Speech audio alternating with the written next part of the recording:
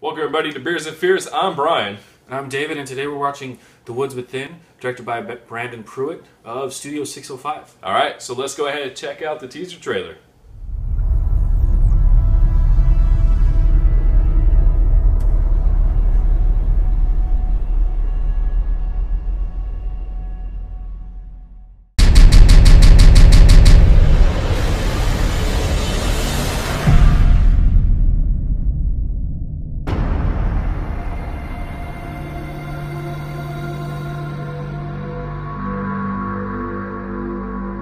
You're not getting away with this.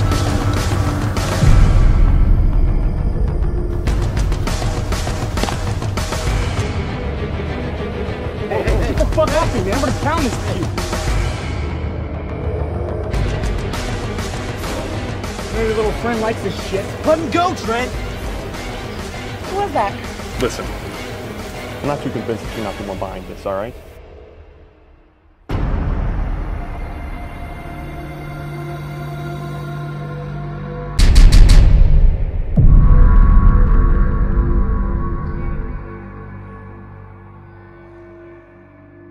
Okay. That'll be completely outlived. Alright. Cool. Alright, welcome back. First, I guess we gotta start off with the pros of this movie. One of my favorite things about this, especially considering it's an indie horror film, is the story is actually, like, probably one of the best I've seen. Like, it was actually a really good story. The pacing was nice. It was just overall really good story. Kind of kept going. A little predictable, but I mean it's a slasher movie. If you're expecting something different, you probably shouldn't watch a slasher. Very true. But like all things considered, really good story. I agree, and one thing that I liked along with that is at the very beginning, the intro. Slasher films, a lot of horror movies, they're just doing this in general. They give you a nice, fun, chunky intro, then they'll hit you with the title, and the movie starts. This one was really good.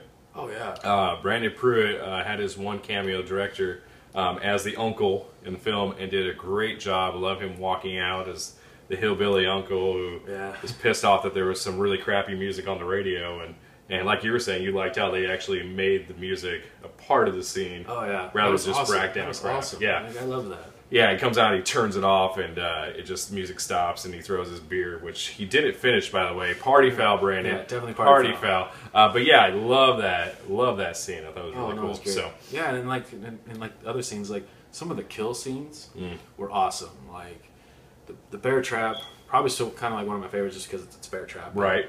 Like it always just sucks. I'm kind of worried about randomly stepping into a bear trap, even though odds are I'm probably not going to. Not going to. But like just some of the scenes and like some of the kill scenes, like I think also one of my favorites is also The Wire. Oh, The Wire is cool. Yes, and what I really loved about that shot though is after the guy runs into the wire, you know, and you have him fall on the ground, and you obviously see that his neck got slit wide open. Oh, yeah. The two other people that are with him, who are going to be victims possibly later, who knows at this point, but they run off, and you see them in the distance, and the wires up front, dripping blood. That shot was amazing. Oh, such a cool shot. Yeah, so cool. So cool. And I replayed that a couple times actually because it was really just so neat to see. Yeah, really cool. But that actually brings me to the fact that Studio 605 has really taken their filmmaking to another level of what they used to do. If you compare that shot, actually try to recreate that shot and go into what they were using for the campground, for instance, that shot would not have been as effective with the original equipment that they were using. So you see that they have really progressed as a studio and are taking their craft seriously. They want to make quality films, and they know they have to take what little money we make as indie filmmakers and put it back into what they're doing. And that really shows with the better equipment, great camera use, great lighting. They just really did a better job overall. Yeah, so really cool to see that progression for sure. Oh, it's so cool, especially since we've been kind of following them for a little while now. Definitely. And so it's just really cool to kind of see that kind of stuff. Yeah. And like kind of along the same lines is like with this film, that the casting was actually like really good. Like everybody seemed to like fit their role, like, and which is nice, and it's like a luxury that it seems like that with indie film that you don't always get that. I mean, sometimes it's like family members or just friends who are willing to pretty much act for next to nothing. Yeah. But this one, it actually seemed like everybody fit their role. I mean, it was just it was nice. It was nice to see. I think probably the only thing with that is that you had like some of the lines at different parts just seemed a little rushed. Right. Which I mean that's a relatively minor thing, and it happens. So because these aren't Hollywood actors doing this. I mean this is normal people, but like it was just a little things here and there, but the casting was awesome. Yeah, I agree. And going off of that, I guess we're kind of in the cons part of this segment, but if you want to call it that, really. But one thing that I definitely would say with that kind of goes aside, the whole entire like dialogue scenes. There was quite a bit of dialogue that happened, and the shot was exactly what you're seeing right now. Camera with just people sitting, looking either in that general direction or at each other. And I think if they got a little bit more comfortable with what they have equipment-wise and with their craft and experiment a little bit more, setting up different shots during that dialogue would have really just elevated the film a little bit more. Would have pushed a little bit farther if there was different angles of the conversation, or if there's somebody that's nervous or showing that they're maybe the killer or not, just, some type of close-up of maybe they're fiddling their hands or just something to that extent. Yeah. It definitely reminded me of like Wes Craven's The Scream original movie. At that very first film, there was a dialogue scene in the very beginning after the murder happened. All the kids meet at the little like section of the school talking about these murders.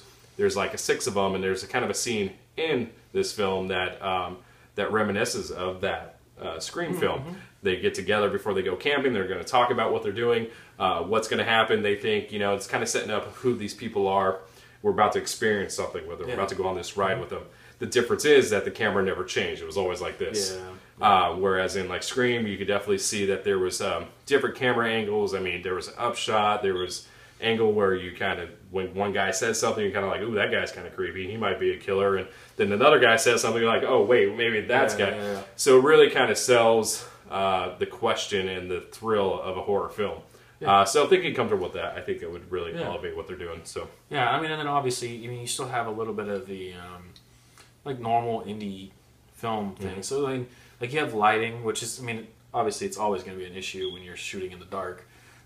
Which I mean, obviously they have a night scene, so it's just difficult. In pitch black Indiana, and so, wherever else they might have shot her at, it's just difficult. I mean, and then the other thing is that normally happens with this kind of stuff is audio. Like sometimes it kind of gets low for a little bit, and then it gets high. Like it's just small little things like that that's normal for indie film. That it does pop up here and there, but still happens. And there's a scene in particular where I felt that maybe the audio was possibly recorded after the film was done, just because maybe they had issues that evening, so they couldn't use what they got because the audio was just not synced at all.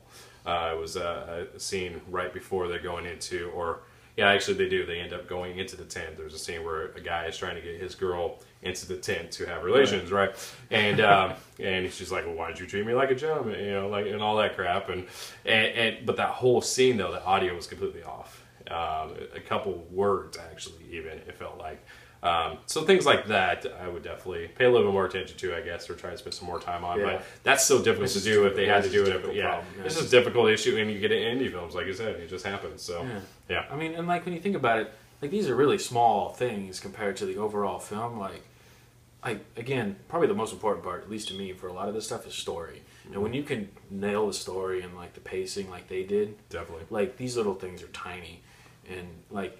I was actually kind of disappointed. It was to me. It was almost too short. I agree, because I felt like the storyline and the pacing was definitely like the same level almost at like movies that you'd see in theaters. And so like it was just kind of like, oh, this isn't your normal like hour and a half, hour 40 minutes long. It was relatively short. So it was kind of like I almost look forward to when they can make full length movies. Yeah. Which would be kind of cool. Yeah, I definitely wanted more with this one. Yeah, it was cool. But overall, great job, guys.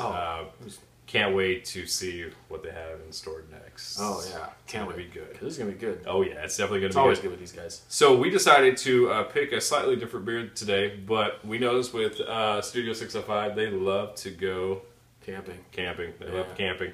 And there's not a problem with that. I think it's pretty awesome that a typical slasher film, you're going to be outside 90% of the time anyways. I mean, why not, right? And I'm sure cost efficiently speaking for an indie film, pay $60, $70, man, go camping and kill some folks, you know? So we went with the outside kind of beer, Moose Roll, brown ale. I think this is a solid beer. I love brown ales anyways. They're not too tart. Just got a nice smoothness to it. Moose Roll, I think, is pretty underrated, to be honest, when it comes to brown ales. I think because of the cover, people might not take it so seriously. But it's a moose. But it's a moose, and he's drooling all over the place. And also, if you want a good dessert beer, grab one of these, pour it over some ice cream, vanilla ice cream. Make yourself a brown ale float. Bomb. So that's the way to go. And I don't know if it's just the ice cream, but it seems to elevate the alcohol for me. I get way more tipsy when I add vanilla to it. Interesting. So, yeah, I don't know. All right. Maybe might be something to that. Maybe there's alcohol vanilla. That's a new thing. All right, well, that's it. Hey, guys, make sure you go check out The Woods Within. Check out what they got going on at Studio 605. They got some great projects coming up. We are hoping soon, 2015, 2016, we are praying for the campground 2, 3, 4, 5. I don't care how many. At least 12. At least 20, right? Yeah, let's just go for it, man. We need to see some more Studio 605's films. So that's it. I'm Brian. And I'm David. Remember, fear never tasted so good.